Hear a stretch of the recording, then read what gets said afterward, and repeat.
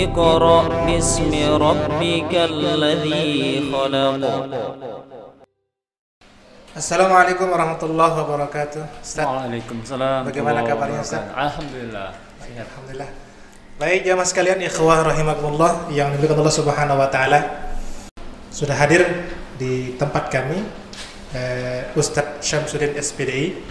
Semoga beliau sehat walafiat. Amin. Baik. Jadi yang pertama, Yayasan Al-Islam ini bergerak dalam bidang apa saja sehingga orang-orang tertarik dengan kita di pondok pesantren kita, yayasan kita. Ya, bismillah.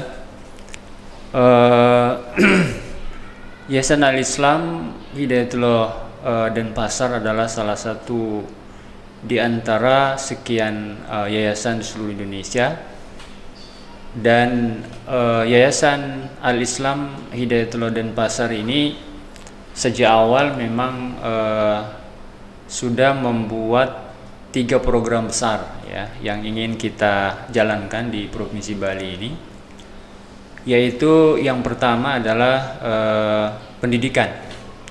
Kita ingin di Denpasar lebih khusus dan di Bali pada umumnya kita memiliki amal usaha pendidikan dari tingkat paling dasar, pra-TK, TK, MI, MTS, bahkan perguruan tinggi ya.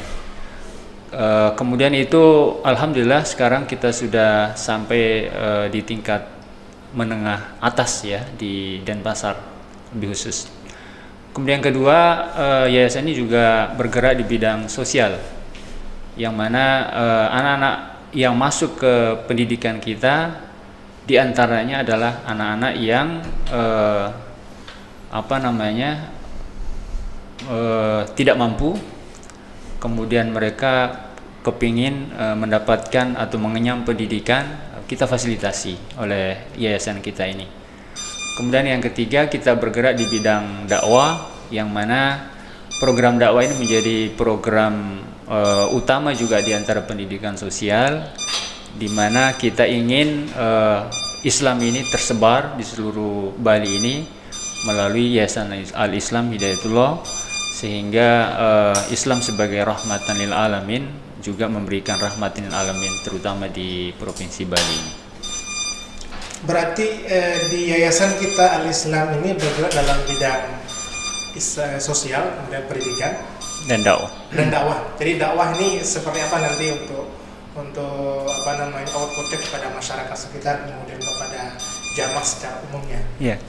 Untuk program dakwah kita ya secara nasional dan di Bali kita sudah jalankan, di mana kita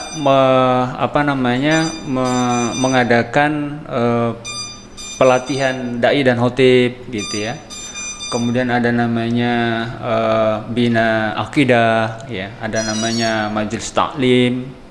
Kemudian kita juga mengadakan kerjasama dengan masjid-masjid untuk menjadi khotib, dan kita juga mengadakan halakoh ya, baik halakoh internal maupun halakoh di luar pondok pesantren Hidayatullah dalam rangka untuk memberikan pencerahan keislaman ini kepada seluruh masyarakat. Dan alhamdulillah selama ini beberapa program tadi kita sudah jalankan dan kita merasakan bagaimana penerimaan masyarakat terhadap dakwah yang kita jalankan, karena kita ingin baik majelis taklim, kemudian bina akidah, kemudian halakoh dan program-program keumatan lainnya memang intinya mencerahkan dan bisa diterima di semua lapisan masyarakat gitu. Baik, alhamdulillah ini sesuatu yang luar biasa bagi kita semua jamaah sekalian ikhwah dimanapun kita berada, bahwa dengan keberadaan Yayasan Al-Islam ini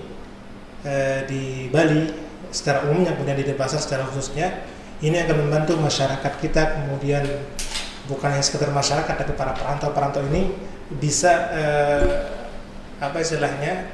menimba ilmu atau bergabung untuk menjadi sesuatu yang lebih baik.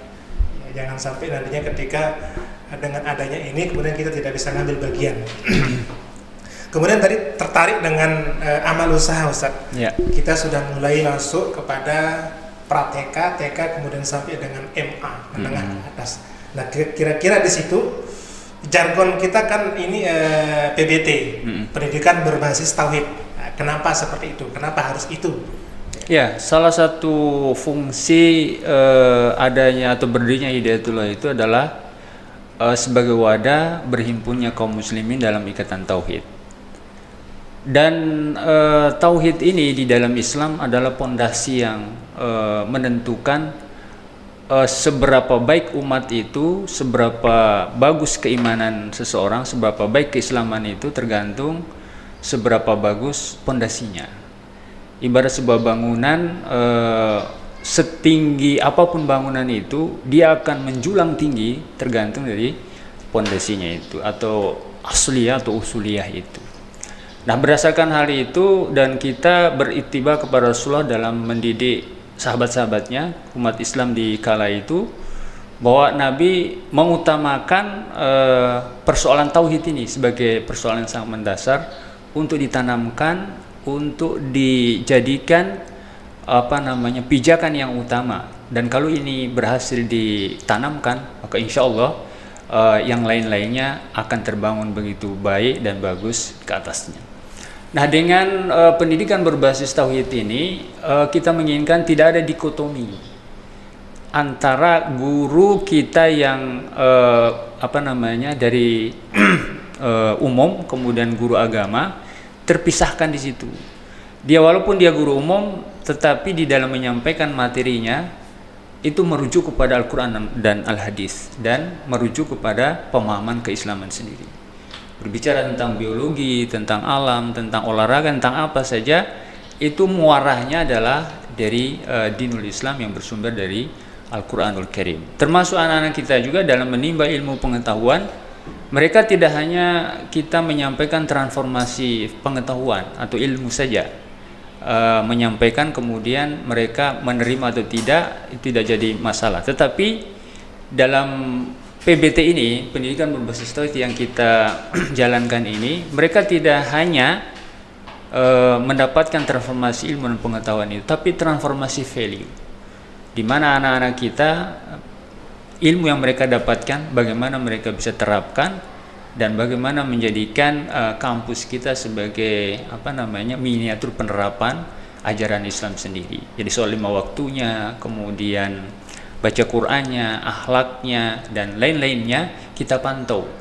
Dan mereka tidak hanya menerima pengetahuan, tapi kita juga mengontrol, mengevaluasi, sehingga benar-benar ajaran Islam terpraktekkan dengan baik di dalam kawasan atau di pondok pesantren Hidayatullah sebagai miniatur penerapan syariat Islam itu. Target tahun ini kira-kira berapa siswa yang akan diterima mulai dari RA sampai dengan menengah ke atas? Ya, baik, sebelum saya jelaskan target, jadi saya ingin tambahkan tadi tentang pendidikan berbasis tauhid tadi, PBT tadi, bahwa kalau kita merujuk kepada pembinaan umat yang dilakukan oleh Rasulullah SAW, jadi pembinaan yang dilakukan beliau itu kan pembinaan terbaik ya. Dan Rasul sendiri mengatakan adzabani Rabbi fa ahsana ta'dibi. Saya ini dididik langsung oleh Allah dan sayalah output dari didikan Allah itu. Sehingga kita melihat hasil didikan Nabi itu melahirkan orang-orang yang gelarnya itu radhiyallahu anhum, dididik oleh Allah Subhanahu wa taala. Setelah kita melihat ternyata memang basis pendidikan yang diambil Rasulullah adalah pendidikan berbasis tauhid. Nah, harapan kita dengan program berbasis tauhid ini benar-benar kita memanen anak-anak yang baik ya, ke depannya dengan program ini begitu banyak ya, dari program Prateka kita sampai MA yang ada di Bali, bahkan seluruh Indonesia sekarang. Kita ingin ke depannya kita akan memanen orang soleh, orang baik dengan program ini.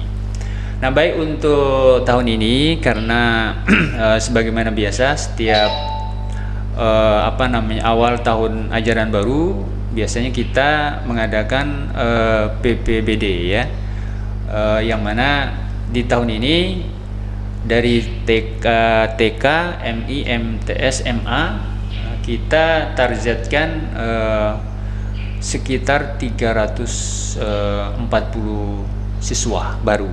Itu mulai dari RA sampai MA. Ditambah lagi dengan program khusus kita yang ada di Babakan Sari, MTS khusus Tahfidz Putra, kemudian MTMA khusus putri tahfidz putri di Gianyar di Sabah. Jadi dari 4 pendidikan formal itu dan beberapa pondok pesantren khusus itu kita targetkan tahun ini mencapai atau mendapatkan amanah dari umat untuk dititipkan kepada kita untuk kita bina anak-anak mereka sekitar 340-an siswa. Yang mudah-mudahan target ini bisa tercapai dan kita berazam sekali ingin melakukan yang terbaik di pendidikan kita ini dalam rangka untuk mencetak anak-anak tidak saja berprestasi tapi anak-anak yang soleh dan soleha, anak-anak yang beriman, bertauhid, sehingga masa depan Islam ini tercerahkan oleh kader atau generasi penerus yang kita didik, yang kita bina bersama di lembaga atau di Yayasan Al-Islam Hidayatullah dan Basar. Baik, alhamdulillah Ustaz, ini sudah jadi jargon kita tadi masalah pendidikan berbasis tauhid ya. Nah, kalau sudah itu berjalan sesuai dengan apa yang kita programkan mulai dari RA sampai dengan MA tadi, masalah ada juga tadi ada program khusus tahfiz untuk putra untuk MTS di Babakan Sari, kemudian ada juga program khusus MA Putri untuk tahfiznya juga, itu luar biasa.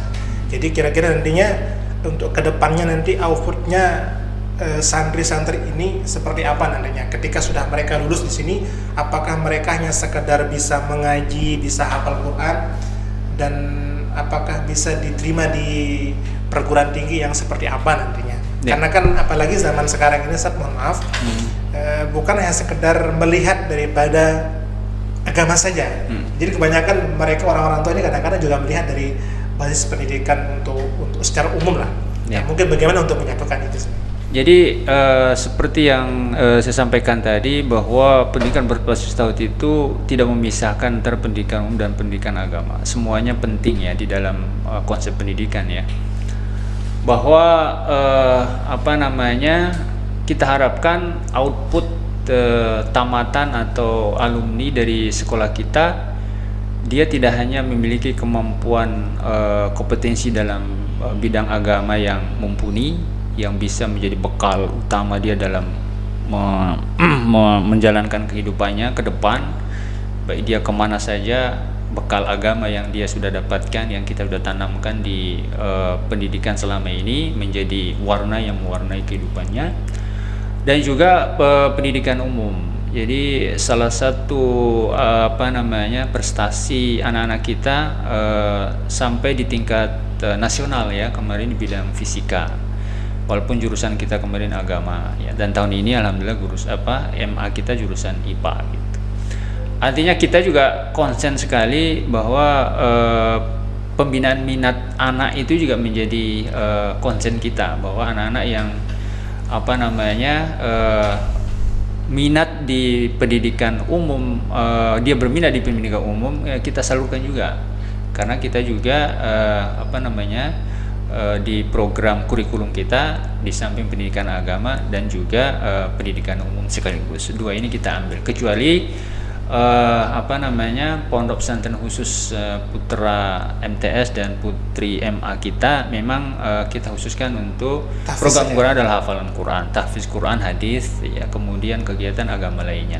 Sementara pendidikan umumnya memang tetap ada, tetapi jamnya kita kurangi untuk supaya mereka mencapai target 15 juz dalam 3 tahun setelah dia tamat dari pendidikan 3 tahun MTS, 3 tahun MA. Berarti jurusan kita tetap seperti apa tadi yang disampaikan Ustaz, jurusan IPA gitu. IPA sekarang MA-nya ya. SMA-nya untuk IPA. Baik.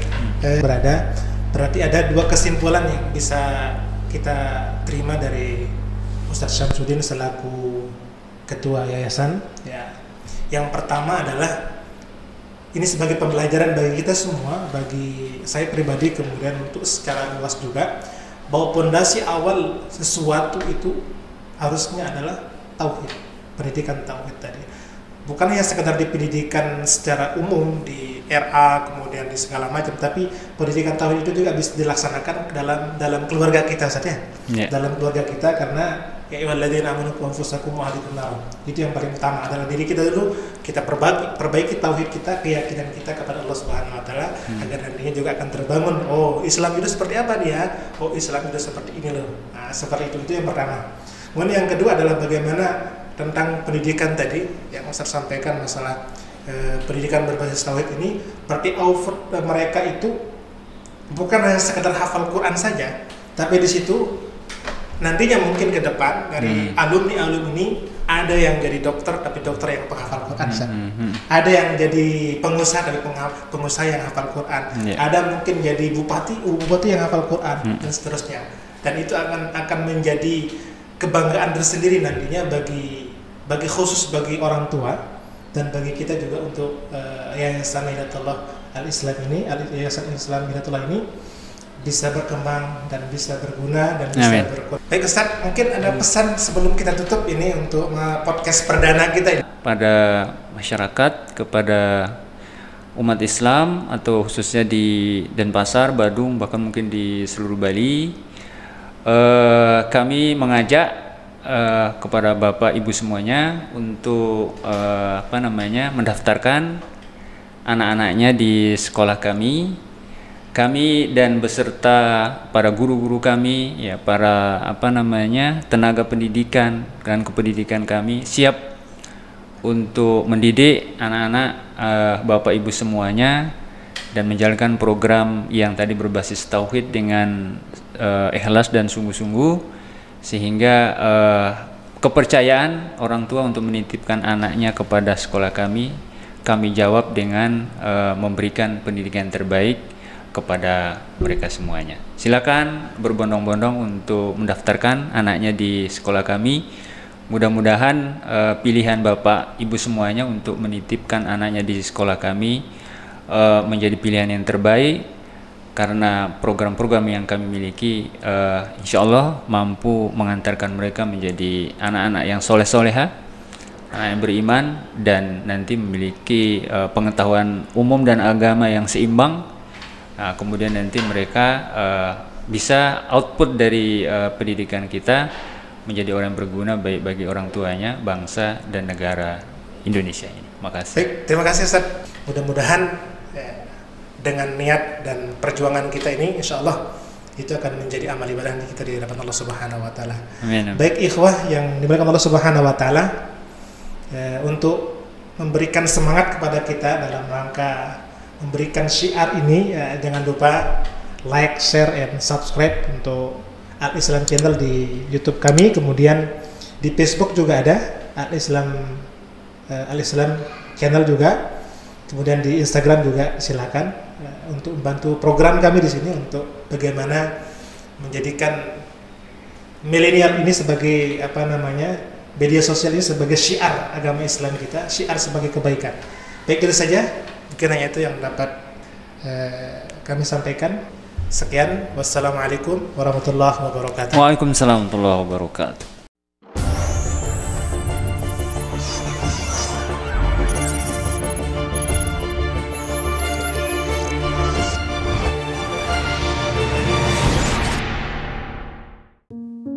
Assalamualaikum warahmatullahi wabarakatuh.